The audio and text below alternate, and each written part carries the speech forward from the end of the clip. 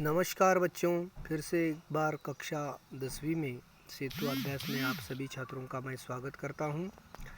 मैंने पहले ही बता दिया था कि बच्चों ये सब पाठ्यक्रम हमने एक बार पढ़ा है, लेकिन आवृत्ति के रूप में फिर से हम एक बार सेतु अभ्यास के बारे में पढ़ाई कर रहे हैं।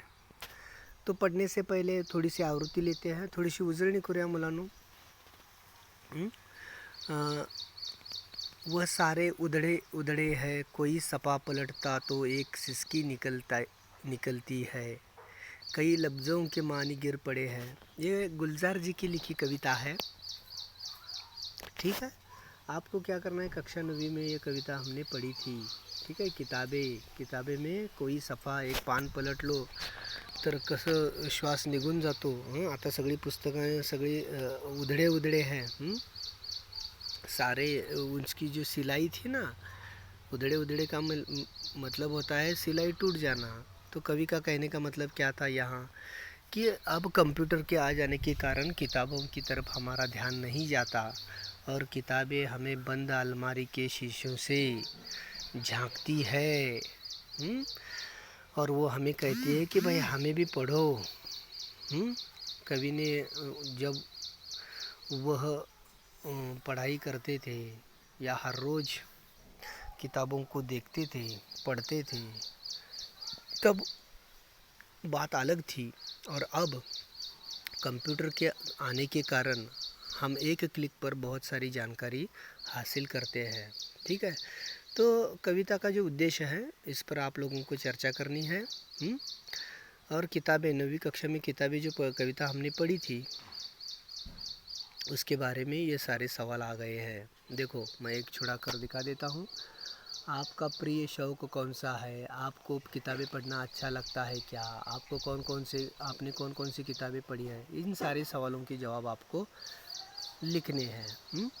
लेखक का प्रिय शौक कौन सा था और यहाँ प्रश्न पूछा गया है आपका प्रिय शौक कौन सा है, वो आपको लिखना है। तो चलो आगे आवृत्ति के रूप में देखते हैं।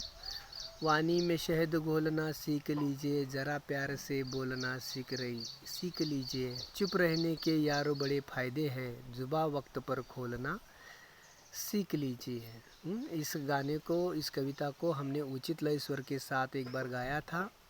अब आप लोगों को भी इसे सीख लेना है। क्या सीख लेना है कि हमेशा बोलते वक्त हमारी जो वाणी होती है ये वाणी मीठी होनी चाहिए। सबसे हमें प्यार के साथ बोलना चाहिए, क्योंकि चुप रहने के कभी कभी बोलने में तकलीफ़ हो तो चुप रहना ही बेहतर है, क्योंकि चुप रहने के भी बहुत सारे फ़ायदे हैं। लेकिन जब वक्त आता है तब हमें बोलना ही चाहिए। क्यों?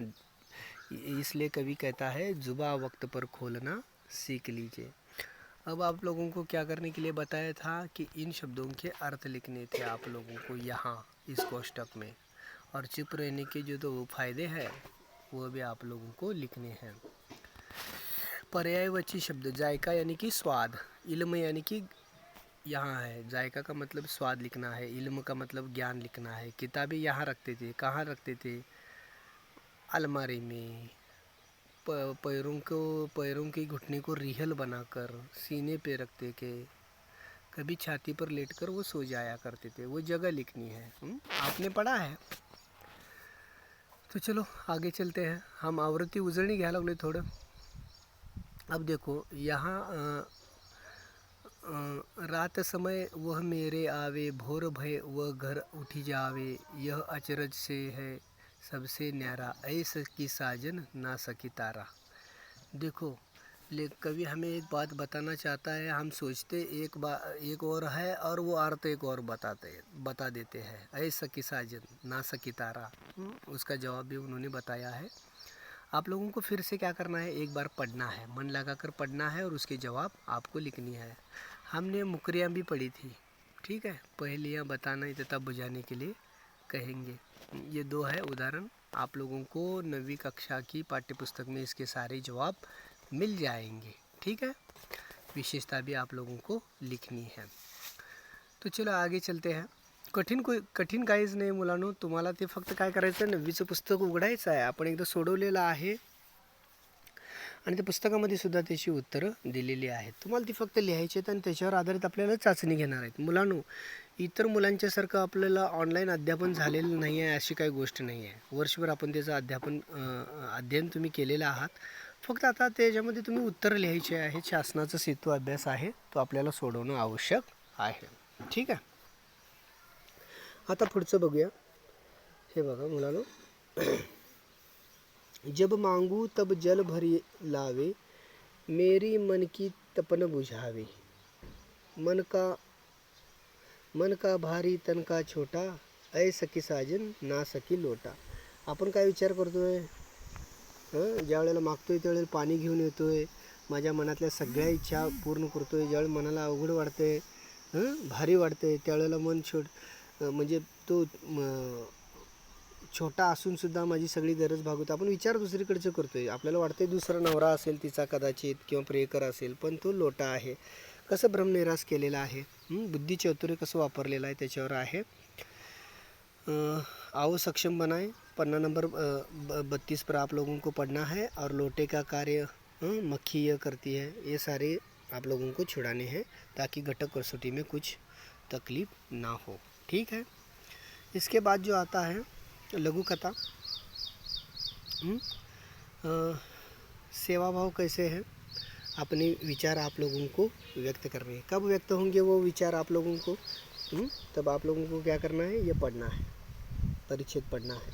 फिर उसके बाद चौकीदार के काम आप लोगों को लिखना है, 1 2 3 और 4. ठीक आहे. सगळं सोपं आहे मुलांना, सोडवलेलं आहे. वाचायचं आहे, लिहायचं आहे. काही शंका असतील तर मला व्हॉट्सअपवर विचारायचं, सर ह्या पानावरचं मला हे उत्तर येईना, इथं कसं लिहायचं आहे. मी तुम्हाला ते उत्तर सांगेनच. ठीक आहे. आणि आपण याचा एकदा सराव पण घेऊया. मी तुम्हाला व्हॉट्सअपवर प्रश्नपत्रिका, कच्ची प्रश्नपत्रिका, एक सराव प्रश्नपत्रिका पाठवून देईन तुम्हाला, ती तुम्ही सोडवायची आहे. ठीक आहे. उचित जोड़ियाँ मिलाए, उत्तर लिहायचा है. यहाँ बीच में आप लोगों को इसके उत्तर लिखने हैं. बहुमंजिला क्या होती है, एक चुनला कर बता देता हूँ. बहुमंजिला इमारत होती है. ठीक आहे. अधिकारी कैसे है, भ्रष्ट अधिकारी है. मी सगळं सोडवून देणार नाही, तुम्ही ते वाचायचं आहे आणि सोडवायचं आहे. तुमचा अभ्यास व्हायला पाहिजे, हा त्याच्या मागचा उद्देश आहे. नाहीतर मी तुम्हाला सगळं सोडवून सांगितलं असतं. आता पुन्हा तेच आले बघा मुलांनो, फिर से वही आ गया है. यह परिच्छेद आप लोगों को पढ़ना है और आप लोगों को इसकी यह कृति छुड़ानी है. इसके उत्तर इसमें है. इस सारे परिच्छेद में इन सब के उत्तर है. कठिनाइयाँ हो तो आप लोगों को पूछनी है. उसी प्रकार ये भी है. ये सारे अच्छे लोगों के गुण बताने हैं, बुरे लोगों के गुण बताने हैं यहाँ. तो चलो आज की पढ़ाई शुरू करते हैं. इसमें क्या लिखा है, एक वाचन करना है, संवाद है. देखो, ये प्रश्न आप लोगों को उदाहरण दिया गया है. एक अंकी का मतलब क्या होता है, जो एक ही अंक में समाप्त हो जाती है, छोटी लघु कथा होती है. इसके संवाद का आपका वाचन करना है और इस उदाहरण पर चर्चा करने हैं, प्रश्न पूछने हैं. इसमें दूसरा उदाहरण दिया है और नीचे आप लोगों को छुड़ाने के लिए एक कृति दी गई है. ठीक है. तो चलो आगे. देखो, जब तक आप ये पढ़ोगे नहीं ना, तब तक इसके जवाब आप लोगों को लिखना नहीं आएगा. ठीक है. ये भी उसी प्रकार है. दिन 11 और दिन 12. देखो, एक उदाहरण के लिए बता देता हूँ. उदाहरण 1, यहाँ क्या किया गया है, फिर से संवाद दिया गया है. देखिए, संवाद लेखन में एकांकी बहुत महत्वपूर्ण होती है. एक अंकी में क्या होता है कि सवाल पूछते हैं, प्रश्न पूछते हैं, चर्चा होती है, गुड़ चर्चा होती है. तो इससे हमें क्या करना है कि सबसे पहले इसका प्रकट वाचन करना है. और प्रकट करके हमें ये कृति भी छुड़ानी है, नीचे दी गई है. उसी प्रकार है बच्चों. सबका नाम क्या है, आओ सक्षम बने, आओ अभ्यास करें, आओ सृजन करें. आप लोगों को पढ़ना है और छोटे छोटे कृतियाँ हैं. कक्षा 10वीं के छात्रों को ये कोई कठिन बात नहीं है. मेरे ख्याल से ये बहुत आसान है. 8वीं कक्षा के छात्र भी छुड़ा सकेंगे.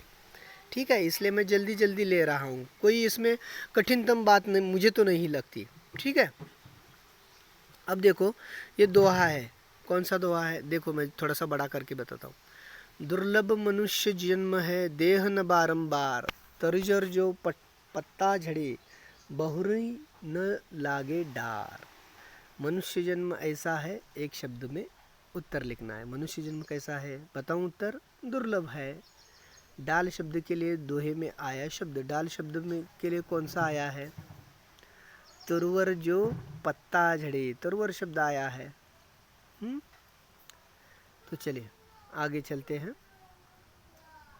अब यहाँ कौन आ गए, फिर से कबीर जी आ गए हैं।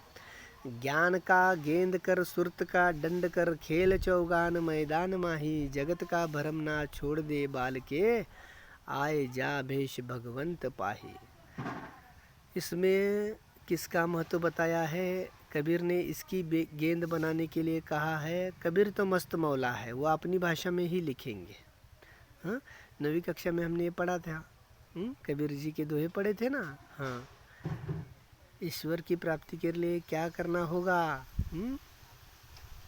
ये भी हमने बताया था आप लोगों को। ये जो यूट्यूब की लिंक बताई है ना, इसे ओपन कर दीजिए, आपके बहुत सारे सवालों के जवाब आप लोगों को मिल जाएंगे। कबीर, ये आगे का भी कबीर का ही है। कबीर इसे जलाने की बात करते हैं। अर्थ स्पष्ट करो, घर जलाना, दोहे में आए सर्वनाम। ठीक है, आप लोगों को पढ़ना है। मैं फिर से एक बार व्हाट्सएप पर आप लोगों को इसकी PDF भेज रहा हूँ। आप लोगों को फिर से इसे पढ़ना है। देखिए, जब मैं वीडियो भेज देता हूँ तो कभी कभी ऐसा हो जाता है कि इसके शब्द आप लोगों को दिखाई नहीं देते। तो आप लोगों को क्या करना है, आपके मोबाइल में से जो PDF है वो निकालना है और उसका अध्ययन करना है। बहुत आसान है। अध्यापक मस्त मौला, मस्त मौला मस्त किसे कहा जाएगा, जो अपनी ही मस्ती में धुंध रहता है, दुनिया की कोई परवाह नहीं करता, उसे हम मस्त कहते हैं। और वो अगर ज़्यादा बातें करने लगा तो उसे मस्ती शब्द कहते हैं ना। जीवन में मस्ती चाहिए, परंतु वह कब हानिकारक हो सकती है, जब हम दूसरों के लिए परेशानियाँ खड़ी कर देते हैं तब। ठीक है। देखो, आसमान का आसरा छोड़ प्यारे, उल्टी देख घट अपन की, तुम आप में आप तहकीक करो, तुम छोड़ो मन की कल्पना जी। कबीर जी का ये पाठ है, कविता है, दोहे है इसमें। एक उदाहरण के लिए बता दूं, प्रेम न खीतो निपजे, प्रेम न हाट बिका है। प्रेम कहाँ खेत में नहीं मिल सकता, ना बाजार में बिकता है। राजा और प्रजा, जिसको ये अच्छी लगते है ना, तो फिर अपना सिर देकर दुसरों का प्रेम पाया जा सकता है। थोडक्यात काय, जोपर्यंत तुम्ही दुसऱ्याला आदर देत नाही, सन्मान देत नाही, प्रेम देत नाही, तोपर्यंत तुम्हाला प्रेम मिळणार नाही, कारण ते कुठंच शेतामध्ये किंवा बाजारामध्ये विकत मिळत नाही। आपण शिकलेलो आहोत, तुम्ही ते पुन्हा वाचा आणि त्याच्यावरची उत्तरं लिहा।